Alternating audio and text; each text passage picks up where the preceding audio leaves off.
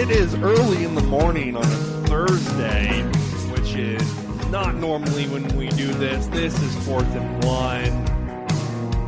I am your host, Fancy Trash Can, sitting next to our CFP insider, Roberto. And you can find us, obviously, everywhere, 4th and 1 podcast or anchor.fm, 4th and 1. All of our links are there. Micaiah is getting his yearly college football brain transplant. So he is not with us. So Robert did the awesome thing and decided to step in from us. It is a Thursday morning, so there, if you are watching, there is sun just streaming straight onto my face right now. Robert, hello. Hi, haven't seen you in a while. How are you? I'm doing good. How are you doing? I can't complain too much. Hey, for all of you keeping track, which is none of you, Robert makes a really good shredded beef taco. We hung out, I think it was technically week 1 of college football, and he brought over some tacos, and I ate too many of them. But still not enough. So, guys, if you don't understand the rules by now, it's pretty straightforward. We'll go over the college football rankings. We'll go over last week's games, and we'll go over this week's games. And we have an interesting slate here, including Notre Dame screwing everything up in the best way possible, as well as Georgia destroying Tennessee. And I think destroying is the right word, but let's kind of go over Tuesday. We got new rankings. I'll go over top 10 here real quick. Georgia now at number 1. Ohio State stays the same at 2. Michigan bumps up to number 3 after a rough win, and I think that's the best way of describing it, against Rutgers. First time trailing at halftime this season. We'll cover that a little bit later. TCU now regains its spot at 4, making those the 4 last undefeated teams in college football. Tennessee drops to 5. Oregon jumps. UCLA. Wait, no, I was thinking of USC. We'll get there. Oregon is at 6, so those are the first 2 out. LSU at 7 after a confident win over Alabama, in my opinion, after watching some of that game. USC jumping UCLA, ranked at 8. Alabama falls to 9, and Clemson at 10. And the first 2 out of the top 10 are Ole Miss and UCLA. First things first, Robert, from my vantage point, personally, I don't feel like Alabama or Clemson should be in the top 10 anymore. Maybe Clemson has a better argument, as if they only lost to Notre Dame, who's now ranked at 20. So I guess I kind of want to start there with do you think any of these teams, would you re-rank the top 10 in any way, I guess is what I should say? Re-ranking, I mean, I still think that 7 for LSU is high. I mean, the win against Alabama is their most impressive win, but they also started at 10 when they didn't really, there was nothing that said, hey, this team is a top 10 team, even though they only had, they still have 2 losses. Alabama, I think, should be outside the top 10. You lose 2 games within 3 weeks. I mean, you should lose more than just a couple spots. Clemson at 10. I mean, the loss to Notre Dame, it is a bad loss because Notre Dame was unranked at that time, but they also have 3 top 25 wins, whether it was Syracuse, North Carolina State, and Wake Forest. So, I mean, I'm okay with Clemson being 10 or higher.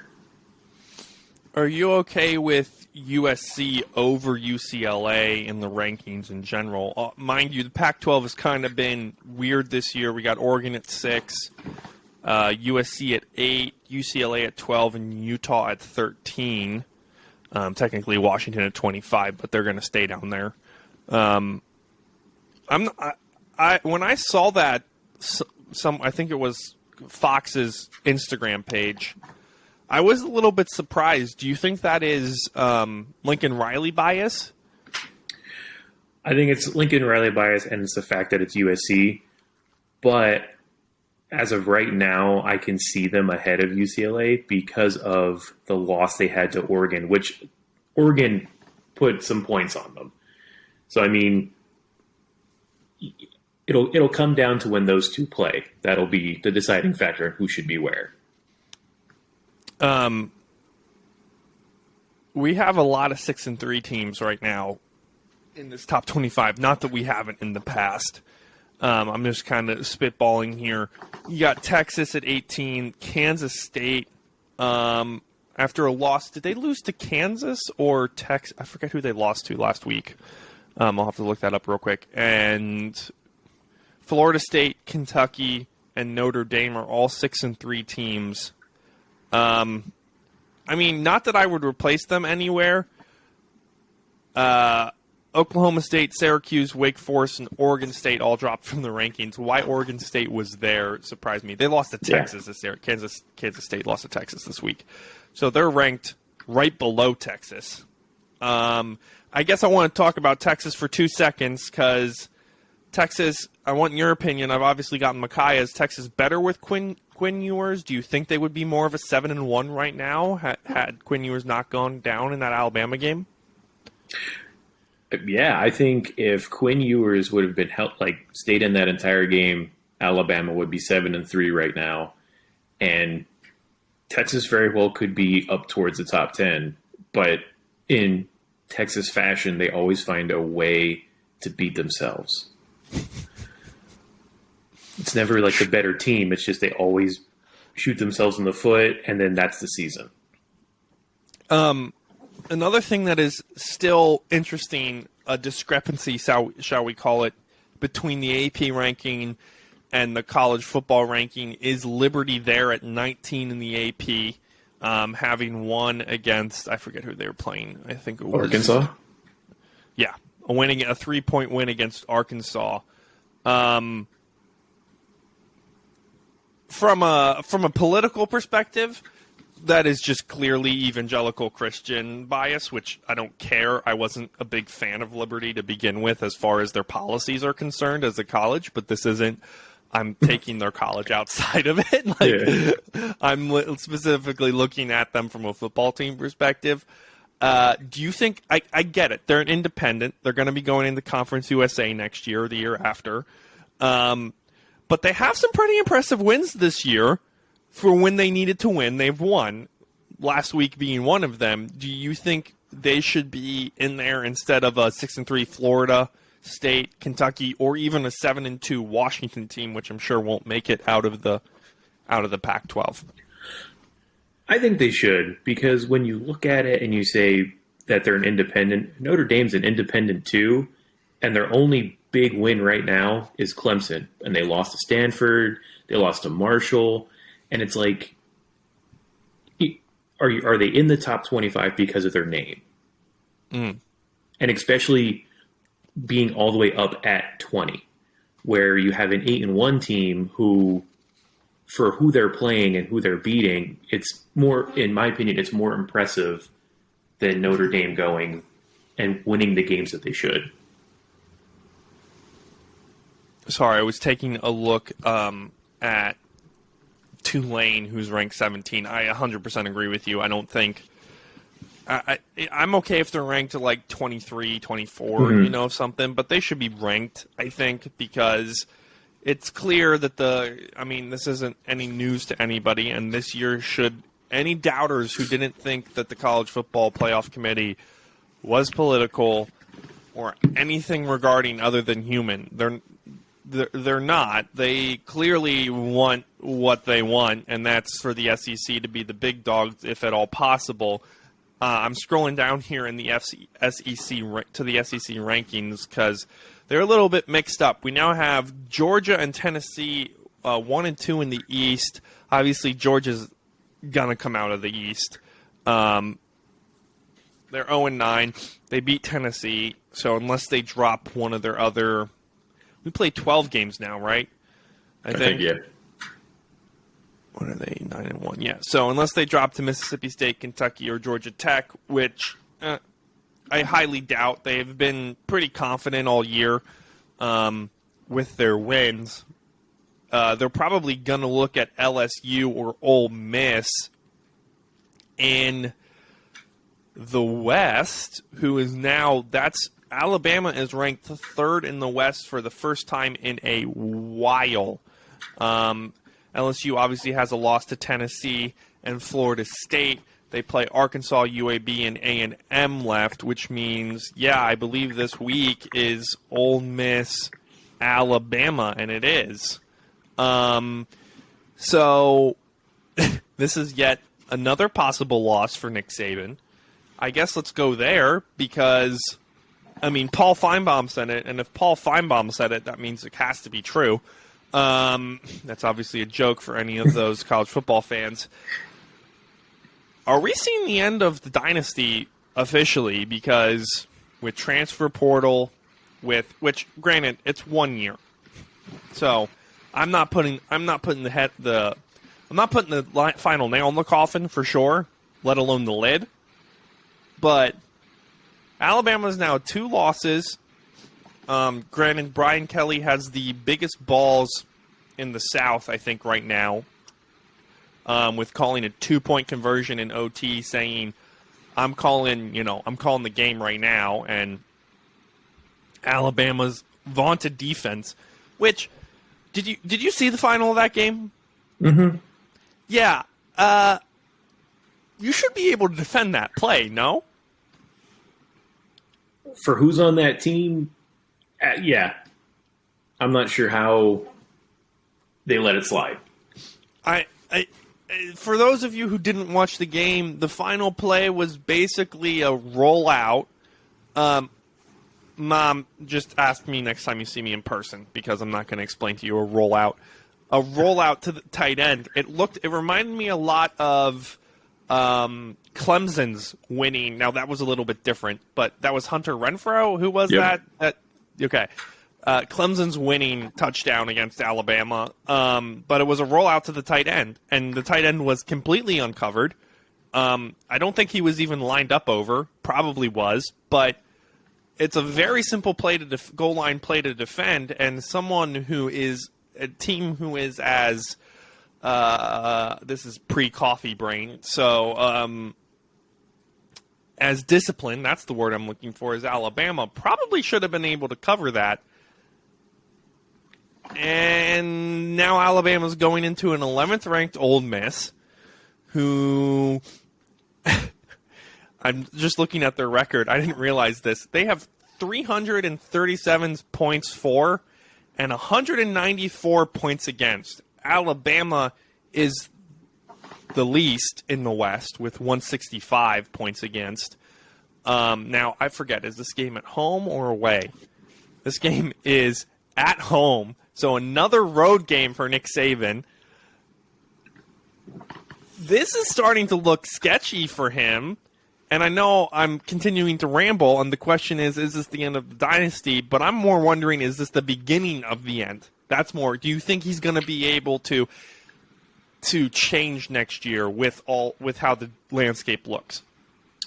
So I think what we're going to start seeing is the gradual decline, where they're not going to go from like 2 or 3 losses down to like 4 or 5. It'll be 2 losses, 1 loss, 3 loss. But I think there will be a gradual decline, because now you're going to see kids who are now they're going to want to go to LSU. Now they're going to want to go to Georgia because they're seeing these programs rise.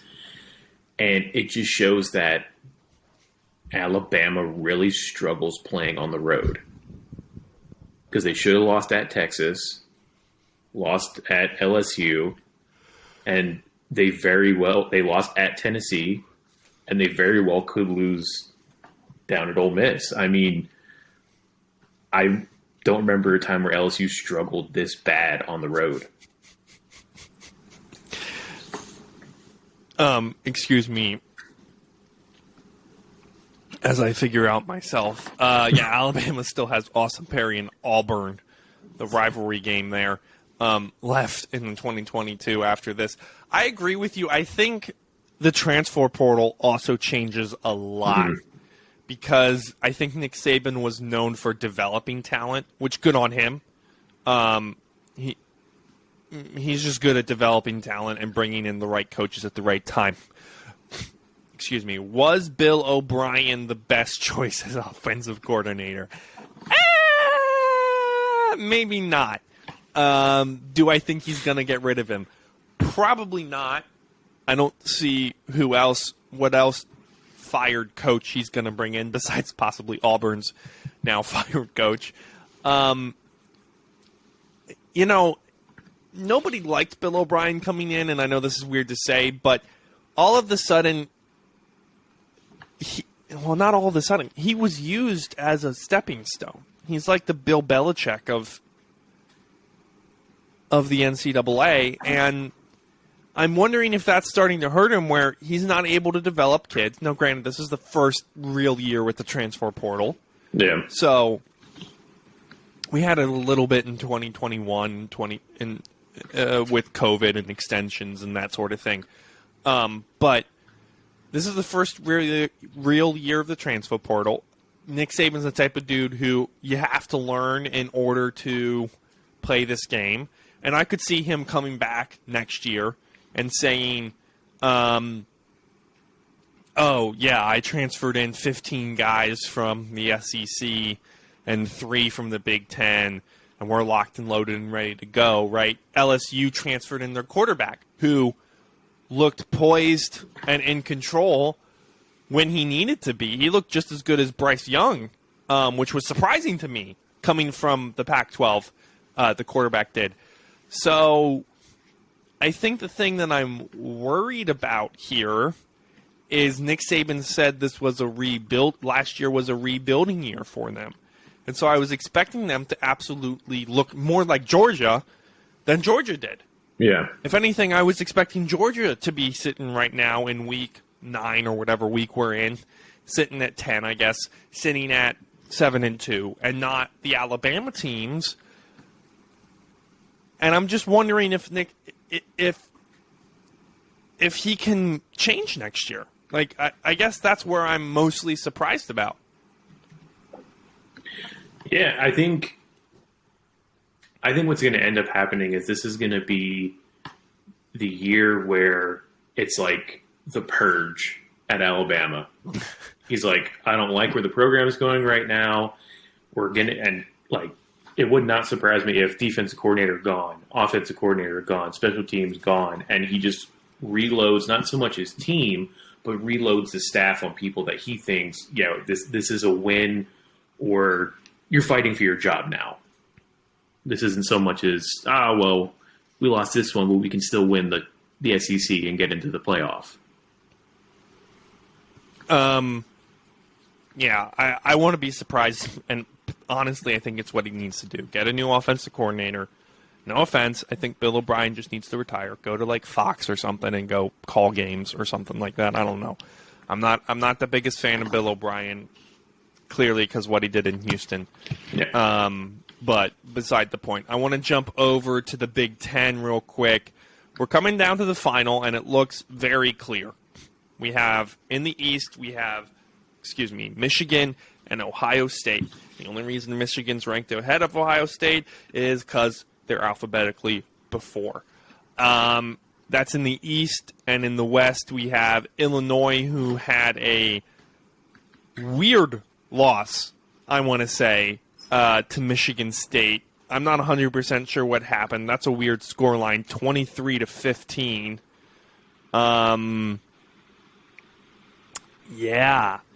A 23-15 loss to Michigan State at home. I mean, weather conditions weren't the best, but that should have been, let me put it this way. 38 points against Illinois, 23 in their loss to Indiana, 24 against Virginia, 31 against Chattanooga, 34 against Wisconsin. We obviously had the baseball 9-6 game, which reminds me, I'm going to bring up a different game, 26 to Nebraska, and then only 15 against Michigan State. So they clearly figured them out defensively. Dear Lord, is the Big Ten top heavy? I think more that's what I want to say.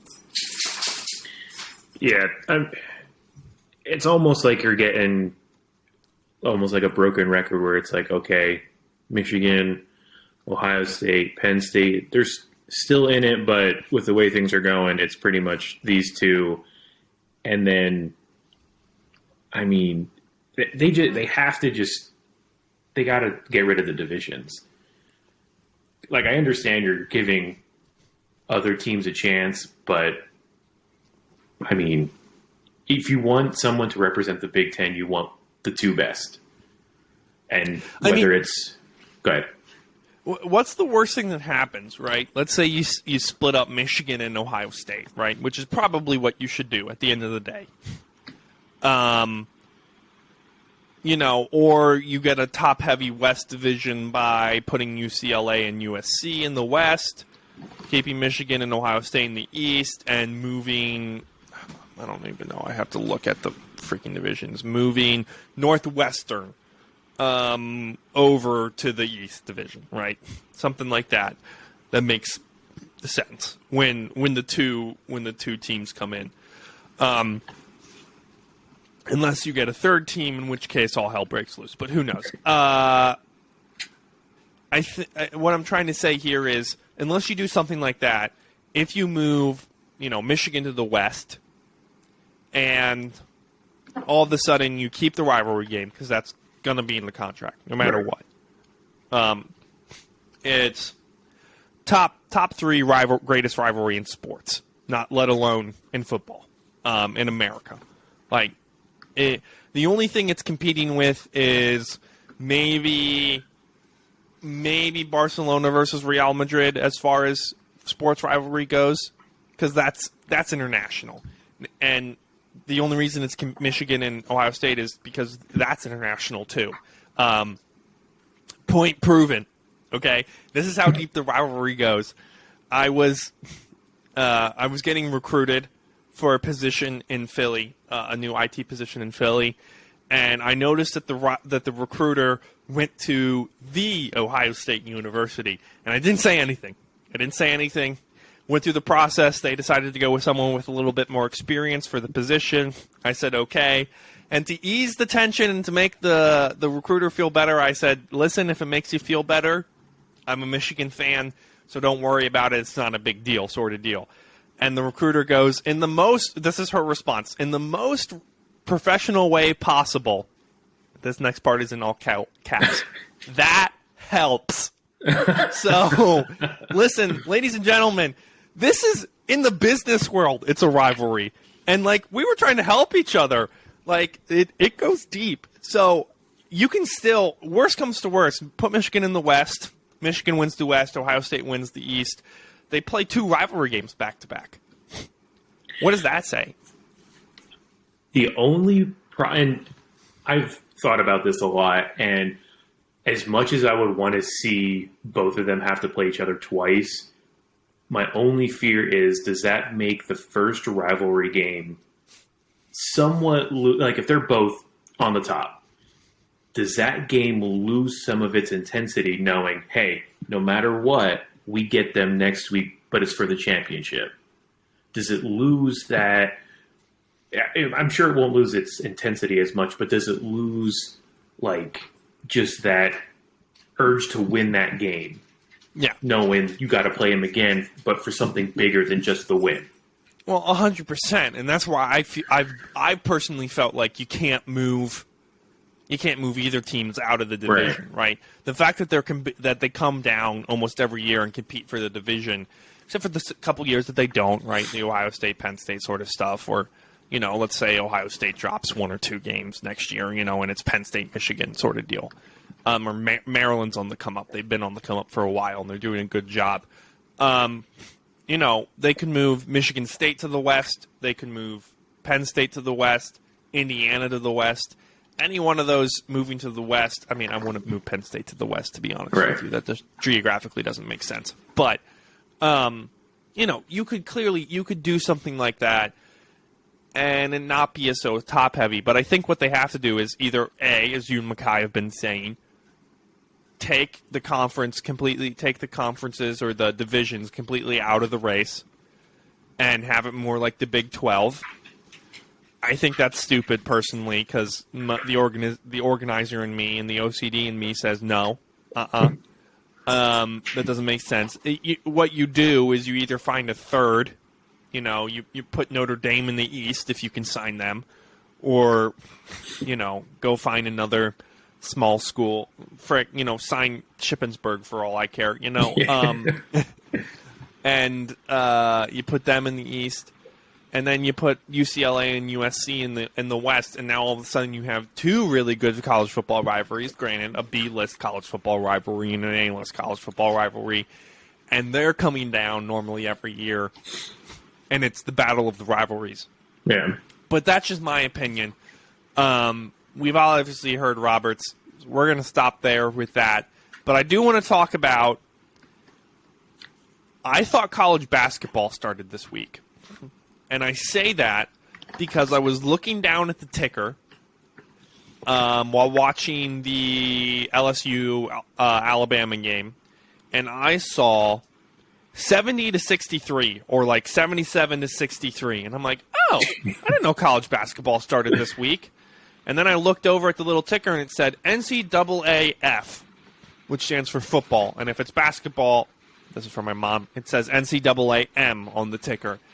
Yes, that is an actual game. The SMU Mustangs and the Houston Cougars played an American game where there were, and I have to count here, 1, 2, 3, 4, 5, 6, 7, 8, 9, 10, 11, 12, 13, 14, 15, 16, 17, 18, 19, 20 total touchdowns.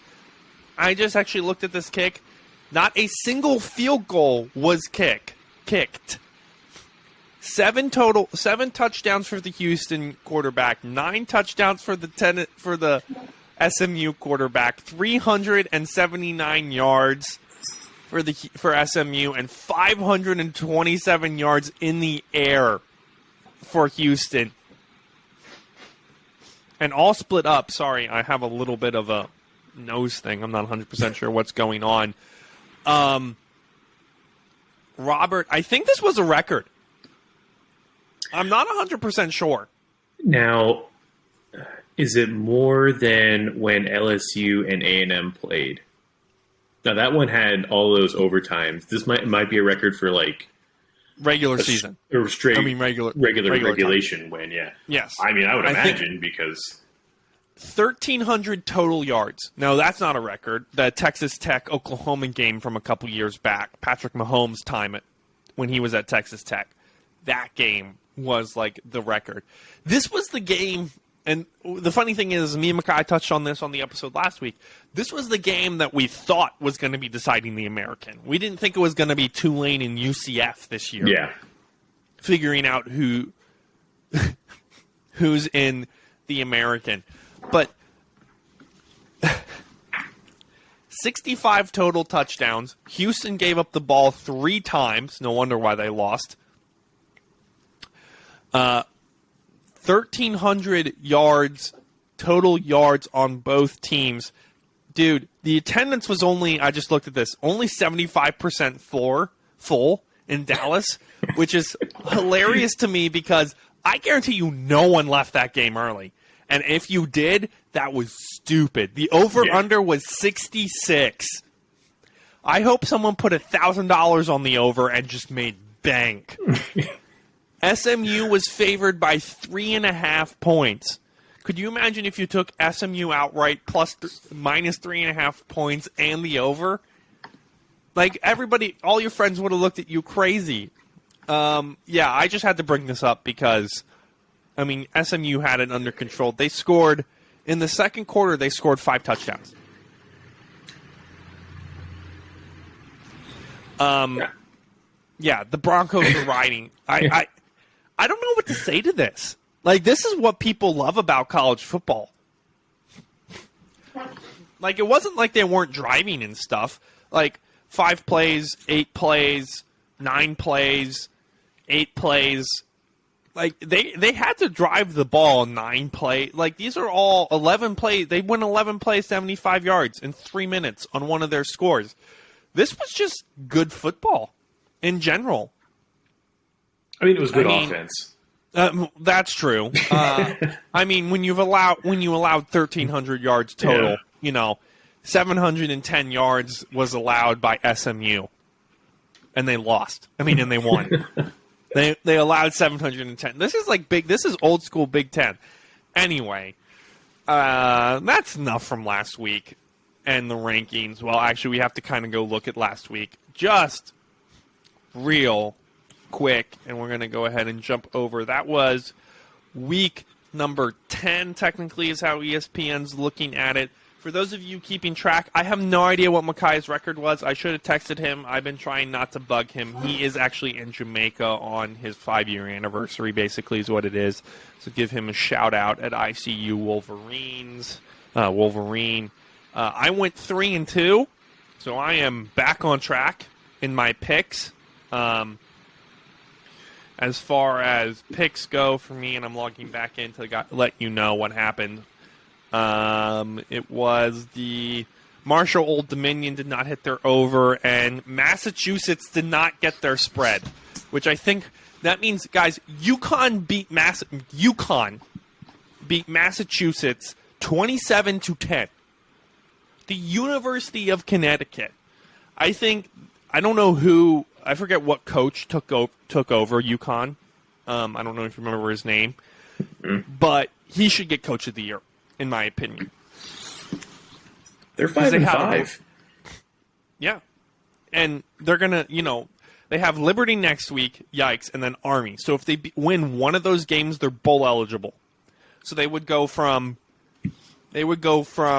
basement to bowl eligible in 1 week. This included wins against Boston College, FIU, Fresno State. They obviously had bad losses to Utah, to Syracuse, Michigan, and NC State, and I'm sure they're going to have a rough call with dear Lord, Liberty this week. Anyway, Friday, in the Friday Night Lights, Washington beat Oregon State. I wasn't sure why Oregon State was ranked to begin with. Obviously, I'm not expecting you to know anything about any of these games, especially Pac-12 games. Excuse me. But yeah, I was a little bit confused why Oregon State was ranked. They were 6-2 going in with losses against UCLA and Utah. I think that's probably why. Now Washington's ranked. Was this just a need to put a Pac-12 team in? Was that why they were ranked? Yeah, I mean, they just kind of needed to put somebody in who wasn't your standard, like USC, UCLA, or Utah. So to put somebody in. These games obviously kind of go from a ranked perspective. That's how ESPN kind of sorts them. So they weren't chronologically. Obviously, the big game was Tennessee, Georgia. Georgia handled that game all game. Yeah. I don't think you can say anything else. Tennessee had a hard time showing up, and Georgia's defense was just dominant. Yeah, and it just shows that Georgia's number one. I mean, in the top 10, they've just manhandled 2 top 10 teams. So, I mean, someone has to prove that they're at least human. Right. Yeah, and I think Stetson Bennett is a savage, in my opinion.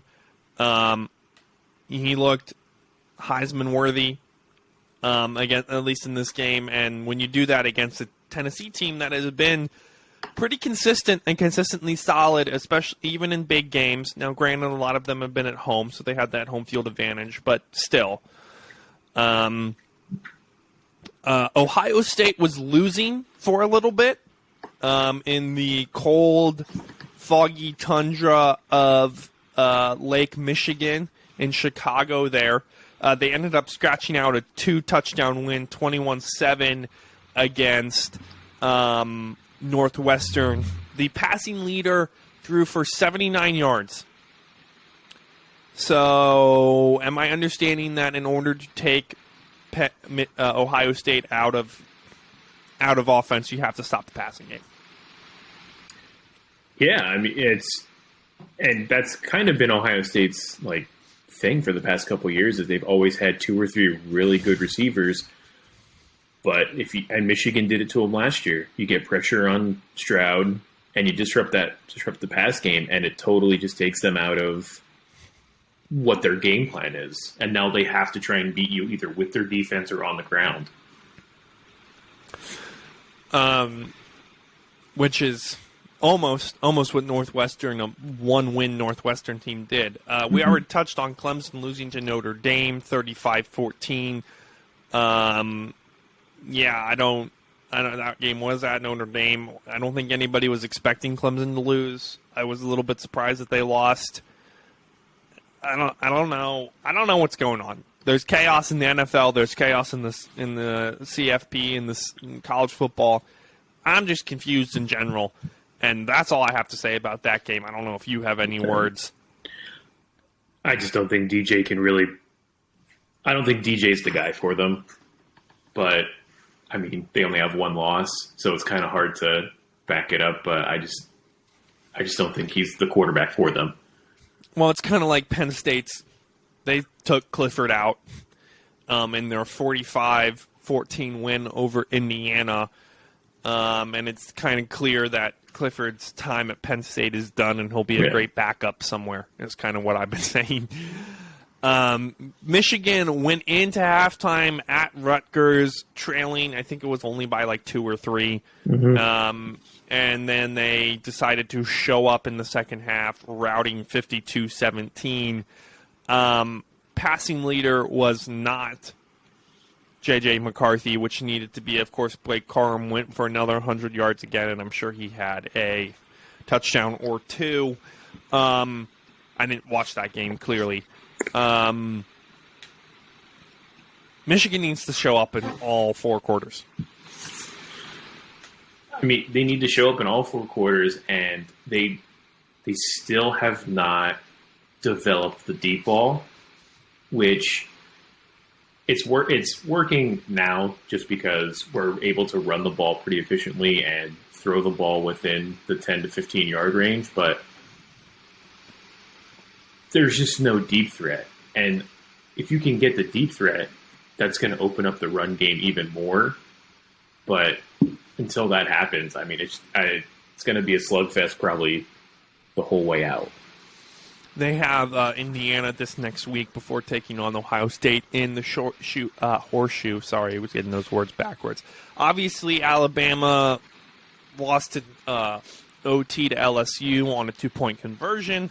We already talked about that game. TCU beat Texas Tech. It looked close there for a little bit. People have been hating on TCU. Do they deserve the hate? I mean, they're winning. It's the name of the game when it comes down to it, and I don't hate them, and I could see why people hate them just because it's TCU. It's not your normal blue collar team, but I mean, yeah, I don't know how you can hate the team they're going out doing their job and they're doing it well. We'll see what they do in the college football because I don't see them losing before the playoff. To be honest with you, I'm kind of confident in seeing that this is going to be, especially if Michigan wins. Now, Michigan loses against Ohio State. It's a different story. But I can see this right now, the 4 teams we have being in the playoff, assuming basically they win out minus Ohio State. Now, if Michigan loses, maybe someone else sneaks in there. I could see a Tennessee sneaking in there if Tennessee wins out, that sort of thing. Or an Ole Miss, maybe an Oregon. Maybe they want to spice it up this year. If that's the case, Georgia is definitely going to win. And it's probably going to be a Georgia-Ohio State victory. But that's for later. That's for a couple weeks from now when we have a better, clear understanding. Oregon beat up on Colorado. No comment necessary. USC won by only 1 touchdown. Technically 6 points, actually, I'm looking at it, to California. So they should not be ranked 9th, in my opinion. They haven't looked like a top 10 team to me all year from just the results. UCLA does, though. They beat Arizona State 50-36. Texas beat Kansas State. That was a fun game from my understanding. 34-27. Utah beat Arizona. Michigan State obviously lost. North Carolina beat. Kansas upset Oklahoma State. So good on Kansas for getting something back. Again, Lance Leipold probably actually going to be the coach of the year this year. It's kind of miraculous what he did at Kansas, kind of turning them around. Obviously, Tulane won. Pittsburgh upset Syracuse.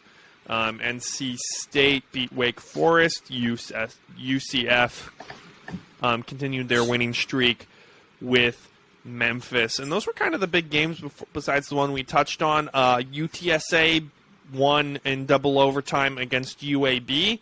So, ladies and gentlemen, that means they need, I believe, one more win.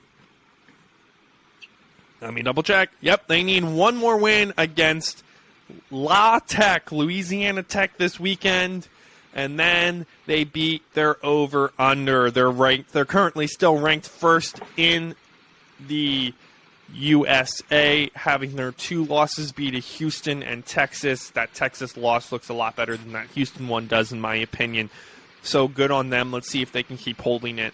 They had a hard time last year with running it out in the end. So, with that recap, we're going to go ahead and look at this week's games, if Simeon can find them, which, per usual, he's having a hard time struggling with technology.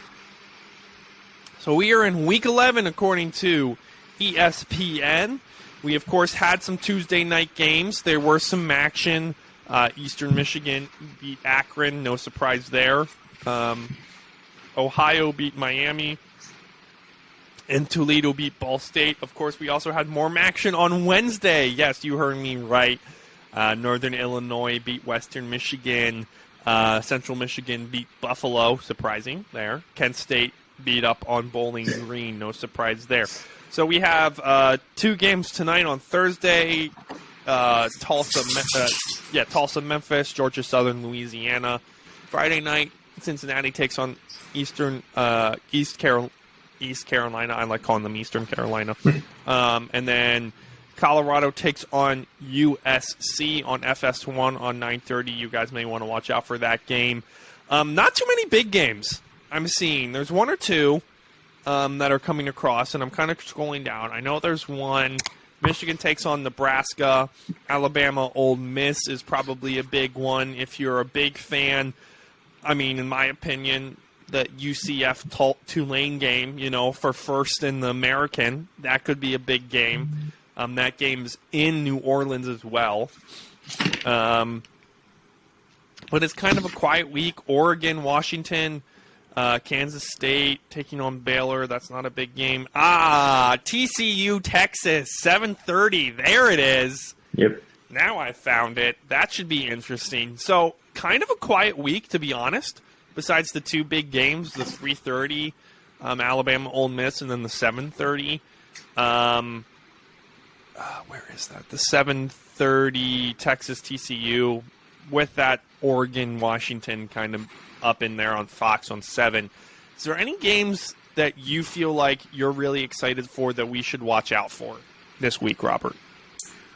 I mean, the 2, I would say the 3 that I would be most excited for is Texas TCU, just because that's, in my opinion, that's determining your Big 12. Okay, that's fair.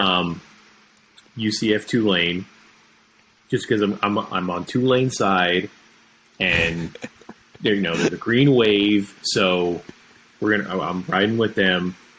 And then other than Bama and Ole Miss, I would watch the Wake Forest North Carolina game.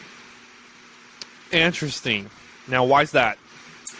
I mean, North Carolina's sitting at 15, and they're 8-1, and I feel like that is going to be the game where it's almost going to be how North Carolina played Appalachian State way in the beginning of the season. I think there's going to be a bunch of points going to be scored. I just think it'll be a shootout. I think that's going to be a fun game. do you have like a top 5? Can I replace? Can how Micaiah does? Do you have anything that we should games you're gonna you're gonna take or call for sure? Obviously, you gave me 2 of them. There again, there's not too much on the docket. Michigan needs to beat Nebraska. That shouldn't be an issue. Alabama needs to beat Ole Miss. There's that game. The UCF Tulane game I could see getting out of hand. You're also the first person I've ever heard to actually be a fan of Tulane, even if it is, just for right now, right here, right now. Mm-hmm. But again, guys, we're kind of coming down to it. At the end of the year, these games start to look depressing. But obviously, Ohio State and Michigan need to win out in order to get to their games. And that's going to be one of the games of the year, in my opinion. It's going to be the game that it's probably going to be decided by a field goal or less, and it's probably going to be a last play game. I think. Oh, excuse me. I think that's fair. Being said, I mean, here's the. I'll give you this, guys. I'll play kind of Micaiah, and then we'll play me. Listen, you're gonna want to watch Alabama Ole Miss, because if Alabama loses that game and Michigan loses, all of a sudden we're looking at a 1-loss Ole Miss team. Most likely, I don't think they have to play Georgia, especially if. Well, I should rephrase. Ole Miss would be taking on Ole Miss would be taking on Georgia in the SEC championship game. They have Alabama, Arkansas, Mississippi State. So assuming they win out, they would be a 1-loss team. Oh wait, hold on. Who is in? Okay, here we go. Sorry, they wouldn't be. LSU would be taking on. Oh dear Lord, that makes it confusing. Because that means you would have a 1-loss Ole Miss team, you'd have a 1-loss Tennessee team, and you'd have either a 1-loss. If LSU beat Georgia somehow in the championship game, that means you'd have a 2-loss SEC champion, which would be hard to say no to put in the college football. This is more, guys. This is more interesting than last week's thing. It would be hard to say no to LSU with 2 losses and being a champion. It'd be hard to say no to Georgia with how dominant they looked, especially if Oregon wins out. So that means you'd have a 1-loss Tennessee team and a 1-loss Ole Miss team as well. So you'd have a 1-loss defending national championship team being in the same thing with the 2 other 1-loss teams, including Tennessee, which would get booted because they lost to Georgia, and then Ole Miss. And then you'd have a 2-loss SEC champion. That one's hard, in my opinion. That one's very, very hard. You probably see like a Georgia LSU with Ole Miss getting left out, but Ole Miss would still get a New Year's bowl game. Dude, I don't know. I think it would depend on the margins of victory.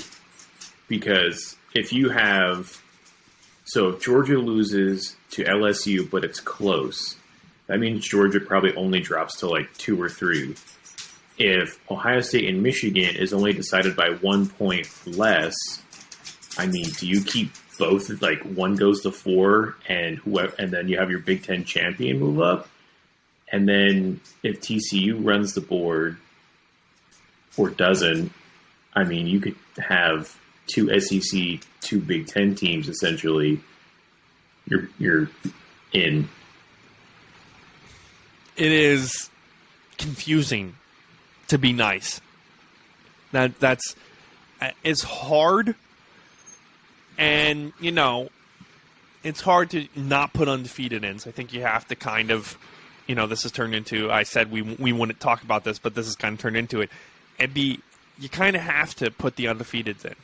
You'd have to put in, a TCU team. and in Ohio State, and then go, okay, who's 3 and who's 4, sort of deal. Is it Georgia? Is it LSU? Is it Michigan? Like, who do you then put in with those 1 losses or those even 2 losses? But I think if LSU wins out, they'd be the closest team with 2 losses to get in, or at least to have people go, okay, they had 2 losses, but they won the SEC against Georgia. They put in them instead of, it would make sense. So, with that being said, guys, that's a game to watch at 3:30 on CBS. For Michigan fans, the Michigan-Nebraska game, again, I'm not too worried as a Michigan fan about this game. I'm more worried about the Illinois game next week as far as possible flubbing. While it's stupid, and I don't think Washington should be ranked 25th, 7 p.m. on Fox, they'll take on Oregon, which it's in Oregon. They should win the game. If they don't, who knows? Georgia's going to take on Mississippi State. They always decide to throw a wrench into things. It's just how Mississippi State works. But that game's in Starksville too, so it's in Mississippi State territory.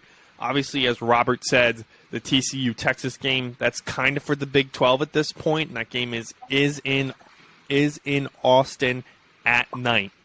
That is the 7:30 game on ABC, so watch out, is my opinion. I think you're 100% right. I think that Arkansas-Wake Forest game is good. I'm seeing what the over-under is. 77. It's 77. I don't think I'd take the over still, but it's going to be close. Yeah. It's going to be close. An 8-1 North Carolina Tar Heels sitting atop of whatever the Atlantic Conference or the Coastal Conference, whatever it may be. There's another. If North Carolina wins, that's a 1-loss ACC team. Their 1 loss being to, and I have to remember this, Notre Dame. Oh, look who it is. Yep. So, who knows? Because the ACC we haven't talked about, especially after just deciding to drop off Clemson. So, there was one other game that I wanted to pull up that I thought was important. Nope. That's it. Oh, yeah, the Tulane, and I know this sounds weird. I don't think Micaiah would pick this. I'll pick this in my betting, but that Tulane-USC game, that is for the American. And it's, it's the American has kind of been the, I don't know how to put this, the other, the Power 6 conference, the 6th conference there. They're going to be losing UCF in a little bit. It's good on Tulane. I don't even know who their coach is. They have 1 loss this year. And who knows? Their loss was to Southern Miss, that's right. But they beat a now ranked Kansas State team. They beat Eastern Carolina, Tulsa. Their hardest road is ahead of them. They have UCF, SMU, Cincinnati. So, yikes for Tulane. Let's see if they can finish it out and, go green wave, go. And for the record, that is a literal wave, like a sea wave. That is what that is for those of you as far as weird mascots go. So, Robert, unless you have anything else, I think I'm going to try to pick mine here on the fly. The only thing that I would say is, and this would just be covering about last week, but Air Force, by winning last week against Army, has secured the Commander-in-Chief trophy for the first time since 2016. I appreciate that fun fact, given our last random rant last time we were on about rivalries. That's one of the only 3 team rivalries in the nation, and the one that everybody cares about. Okay, well, good on Air Force. Yep. This is what happens when you throw the ball instead of just running the triple option for forever. Good on them. Alrighty. Well, guys, I went 3-2 last week, and we all know this is the real reason you come to the 4th and 1 podcast, is to hear me talk about teams you don't care about nor have ever heard. I picked 5 games, and I'm going for it, okay? I'm not picking. I wanted to pick that one. This one's easy. Okay. San Jose State Spartans against the Fighting Brady Hoax in San Diego State Aztecs. Over-unders 41. They're not getting there. Both of these teams, I've bet against San Jose before, and it's been low like this, and I bet the over, and it didn't work. So I know that, guys, they're not going to put up, both teams are not going to put up 21 points. This is going to be like a 17-21 type game. This isn't. So I'm taking the over in that game. And I'm literally doing this on the fly because I had it. Oh, this one's easy. I had to take them because I already have money on this one. UTSA Roadrunners just straight out. If we want to be cocky, I'd say minus 18, but I'm not. So UTSA straight out because we're getting them to 8-0, baby. I mean, 8-2 and 6-0 in the conference. They are winning Conference USA again, if there's anything I have to say about it. So we're taking them outright, minus 1,000. Obviously, they're favored. I get to call this one, and I'm okay with it. UCF Knights versus the Tulane Green Waves.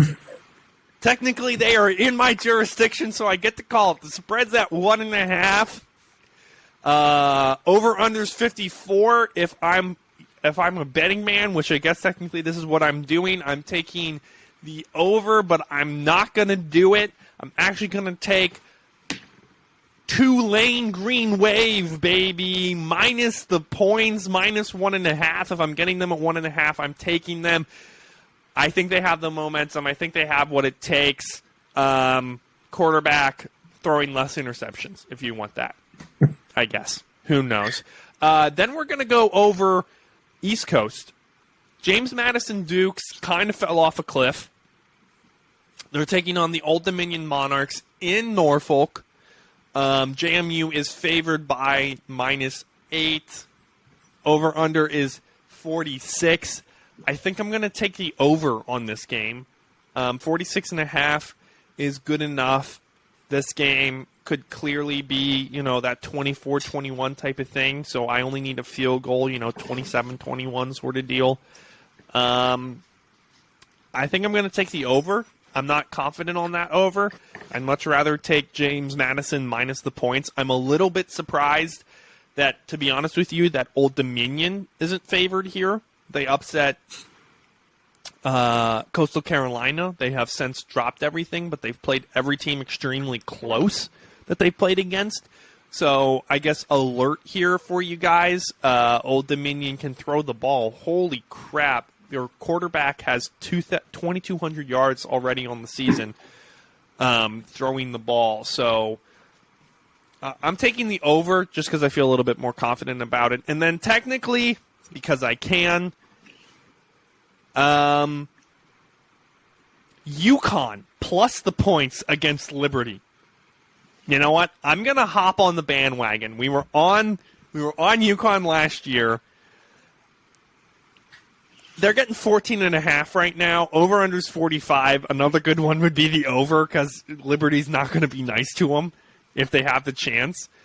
But, I don't think this is a 13-point game, not a 14.5, not a 15-point game. So there you go. I'm taking UConn plus the points. I'm taking the over-under in the James Madison. I'm taking the over in James Madison game. I am taking the Tulane Green Waves minus the points.